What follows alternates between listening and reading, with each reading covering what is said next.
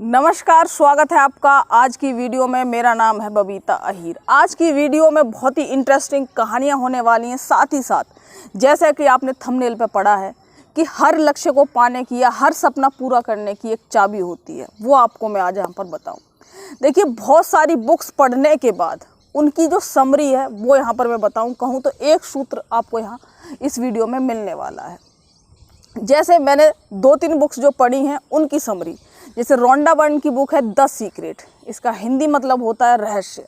जो भी मनचाही वस्तुएं हैं या जो मनचाहे लक्ष्य हैं उनको पाने के लक्ष्य, तो पूरी बुक में यही चीज़ें बताई गई हैं। अलग अलग लोगों के एक्सपीरियंस बताए गए हैं। एक मूवी भी है द सीक्रेट, है ना, यूट्यूब वगैरह पे है, आप उसे देख भी सकते हैं। एक बुक है the power of subconscious mind, ये जोसेफ मर्फी की बुक है और इसका मतलब है अवचेतन मन की शक्ति, इसका हिंदी मीनिंग है। और भी बहुत सारी बुक्स हैं, the positive thinking, the power of positive thinking. उन सभी बुक्स का जो एक निचोड़ है वो हम यहाँ पर जानने वाले हैं। तो देखिए, यहाँ पर मैं आपको विचारों की शक्ति बताऊँ, द लॉ ऑफ अट्रैक्शन, जिसकी बात द सीक्रेट बुक में करी गई है। रोंडा बर्न की बुक द सीक्रेट में द लॉ ऑफ अट्रैक्शन, आकर्षण का नियम, यानी हम जो भी चीज़ है, जो भी लक्ष्य चाहते हैं उसको अपनी ओर आकर्षित करने का नियम उसमें बताया गया है। उसमें बताया गया है कि जो चीज़ आप सोचते हैं वो आपको कैसे मिलेगी। तो कुछ लोग तो लॉ ऑफ अट्रैक्शन को बोलते हैं बस सोचो और पालो, पर इतना आसान नहीं होता कि सोचो और पालो, क्योंकि विचारों की ना एक मतलब फ्रिक्वेंसी होती है। अगर उस चीज़ से जब वो फ्रिक्वेंसी मैच करेगी, यानी उस विचार में उतनी ताकत हो जाएगी कि वो उस चीज़ को खींच ले जो तुम्हें चाहिए, तभी वो चीज़ तुम्हें मिलेगी। ये कैसे काम करता है, और कई बार कुछ कहानियाँ भी हैं जो मैं आपको यहाँ पर बताऊँ। सबसे पहली बात कि हर विचार सत्य नहीं हो सकता, क्योंकि दिन में हज़ारों विचार आप लोग सोचते हैं। क्या सब के सब पूरे हो जाएंगे? द लॉ ऑफ अट्रैक्शन, क्या आपने सोचा और बस पूरा हो गया? मैं यहाँ आपको एक कहानी बताऊँ जिससे आपको कुछ चीज़ें समझ में आएंगी। एक आदमी था, एक पेड़ के नीचे वो जो है लेटा हुआ होता है ना, और वो पेड़ के नीचे जब जो धूप में चल कर के आता है और जब वो छाँव में उस पेड़ की लेटता है तो वो कहता है कि भाई मतलब छाँव तो मिल गई, अगर यहाँ पर मुझे ठंडा पानी मिल जाता ना, बस मज़ा आ जाता। इतने में क्या होता है कि वो देखता है कि उसके पास एक लोटा आ जाता है जिसमें ठंडा पानी है, वो पानी पीता है। तो उसके दिमाग में आता है कि पानी तो चलो ठीक है, खाने वाने की किसी ने रख दिया होगा, अगर बढ़िया खाना भी मिल जाता ना, बहुत भूखा हूँ तो बस, है ना, भूख बहुत तेज़ लग रही है। इतने में क्या होता है कि उसके पास में एक थाली आ जाती है जिसमें सारे खाने होते हैं। तो वो समझ नहीं पाता कि भाई ये क्या चल रहा है। तो वो कहता है कि चलो खाना तो खा लिया, बस एक बिस्तर की और कमी थी। इतने में ही क्या होता है, उसके लिए बढ़िया सा बिस्तर आ जाता है उस पेड़ के नीचे। तो वो सोचता है कि मतलब ये पेड़ का कुछ चक्कर वक्कर है क्या, मतलब ऐसा कौन सा है भाई ये। तो वो पेड़ दरअसल कल्प वृक्ष होता है। कल्प वृक्ष यानी जो कल्पना करोगे उस पेड़ के नीचे, वो तुम्हारे नीचे जो तुम्हारे सामने प्रस्तुत हो जाएगी। तो वो सोचता है कि क्या चक्कर है इस पेड़ पे। तो उसके दिमाग में आता है कि कहीं भूत भात तो नहीं है इस पेड़ पे, जो भी सोच रहा हूँ वो पूरा हो रहा है। तो इतने में वो जब वो सोचता है कि भूत भात तो नहीं है इस पेड़ पे, तो भूत प्रकट हो जाते हैं। वो कहता ओ तेरी, अब तो मारे गए। अब क्या था, जब उस पेड़ के नीचे बैठकर जो भी सोच रहे हो वो पूरा हो रहा है, तो जब भूत सोचे तो भूत आ गए। जब उसने कहा ओ तेरी, अब तो मारे गए, तो फिर वो मारे गए। तो अगर हर विचार सत्य होने लगा ना हर समय का, तो फिर ऐसे ही मारे जाएंगे सब, क्योंकि दिमाग में तो पूरे टाइम कुछ ना कुछ चलता ही रहता है।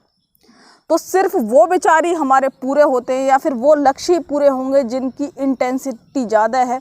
कहने का मतलब है जो विचार ज़्यादा तीव्रता के हैं और आपने बहुत ज़्यादा मन से, कहते हैं ना, किसी चीज़ को पूरे दिल से चाहो तो पूरी कायनात तुम्हें मिलाने में लग जाती है। तो उतनी तीव्रता से अगर किसी विचार को तुम चाहोगे तभी वो जा कर के पूरा होगा। अब हम आ जाते हैं तुम्हारे लक्ष्य पर। जैसे मान लीजिए आपका कुछ भी लक्ष्य है, तो उसके बारे में अगर आप सपने देखते हैं, ठीक है, तो डेफिनेटली पूरा होगा। पर कैसे पूरा होगा समझो। ऐसा नहीं करना है आपको कि बस सपने देख रहे हैं और पढ़ें, और सपने भी तुम्हारे कुछ क्लियर नहीं होते। मुझे नौकरी चाहिए, बस आगे कुछ नहीं पता, कैसी नौकरी चाहिए, क्या चाहिए, नहीं बस मुझे को एक नौकरी चाहिए।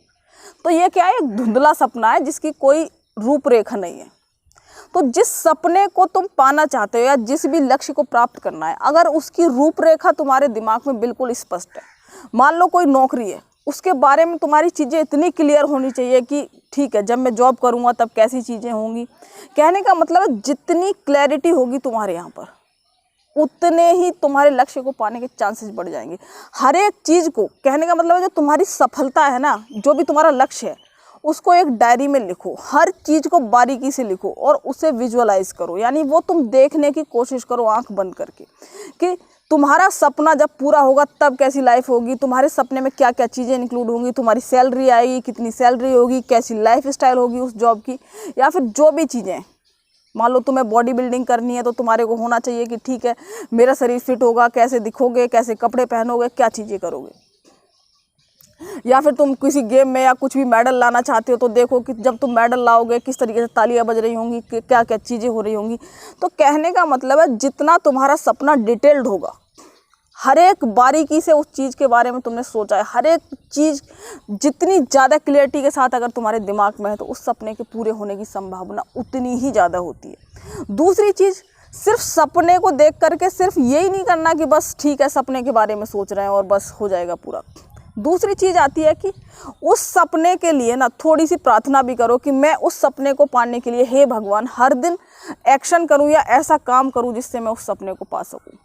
तो सबसे पहला काम है रात को सोते टाइम भी विजुअलाइज करो उस चीज़ को। तुम बहुत सारे आईएएस वालों को देखते होगे, सामने करके लिख लेते हैं कि मुझे आईएएस बनना है, पर उस चीज़ को बहुत बारीकी से नहीं सोचते। सिर्फ आईएएस बनना है, सिर्फ पैसा गाड़ी। जब तुम आईएएस बनोगे कैसी होगी तुम्हारी ज़िंदगी, क्या काम करोगे तुम आगे, क्या क्या चेंजेस लाना चाहोगे। तो आईएएस की एक ज़िंदगी के बारे में प्रॉपर तुम्हारे दिमाग में अगर चीज़ें क्लियर हैं, जितना डिटेल्ड, मैंने कहा ना जितना बारीकी से एक एक चीज़, जैसे मान लीजिए मुझे टी शर्ट चाहिए, ये टी शर्ट है तो सिर्फ टी शर्ट की एक चीज़ थोड़ा, ये इसका कॉलर कैसा है, बाकी चीज़ें कैसी हैं, हर एक छोटी छोटी डिटेल अगर तुम्हारे सपने की तुम्हारे दिमाग में छपी हुई है, क्लियर इमेज है, तो तुम उसको ज़रूर पाओगे। तो कहने का मतलब है अपने सपने को जीना सीखो। यहाँ पर जितनी बारीकी से हर एक चीज़ जियोगे, सिर्फ ये नहीं कि एक कि हाँ मेरे को करना है बस अंधे की तरह, बस मुझको ये चीज़ चाहिए, है ना।